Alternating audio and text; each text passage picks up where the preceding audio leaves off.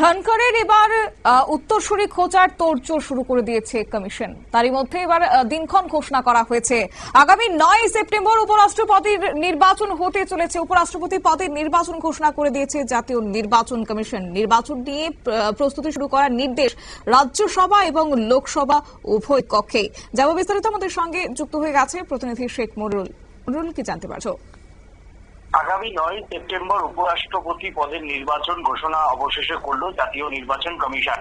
উপরাষ্ট্রপতি পদের নির্বাচন ঘোষণার দেখো commission, election commission of India তার যে আর্টিকেল 666/1 এর অধীনে হচ্ছে এই নোটিফিকেশনের অধীনেই তোমার ভাইস প্রেসিডেন্ট অফ ইন্ডিয়ার elected by the election commission elected, অর্থাৎ যারা তোমার হচ্ছে লোকসভায় নির্বাচিত যারা সাংসদ তারা ভোট দিতে পারবেন, এবং তোমার হচ্ছে যারা হচ্ছে রাজ্যসভার যারা সাংসদ তারাও ভোট দিতে পারবেন, এবং সেই সঙ্গে ভোট দিতে পারবেন যারা রাজ্যসভার এবং লোকসভার দুই কক্ষের যারা মনোনীত সাংসদ তারাও কিন্তু উপরাষ্ট্রপতি পদে ভোট দিতে পারবেন বলে ইলেকশন কমিশন অফ ইন্ডিয়ার পক্ষ থেকে বিজ্ঞপ্তি প্রকাশ করে আজকে জানিয়ে দেওয়া হলো।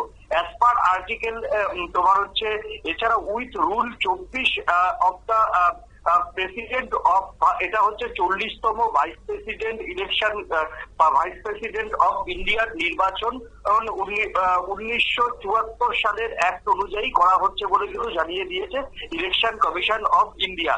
এবং লোকসভা এবং রাজ্যসভা সংসদের দুই কক্ষকেই কিন্তু যারা ইলেকটরাল অফিসার রয়েছেন তাদের এই মর্মে কিন্তু এই সার্কুলার জারি করার পর তাদের সমস্ত রকম প্রস্তুতি শুরু করার কিন্তু নির্দেশ দিয়ে দিয়েছেন তোমার হচ্ছে ইলেকশন কমিশন অফ ইন্ডিয়া। ধন্যবাদ।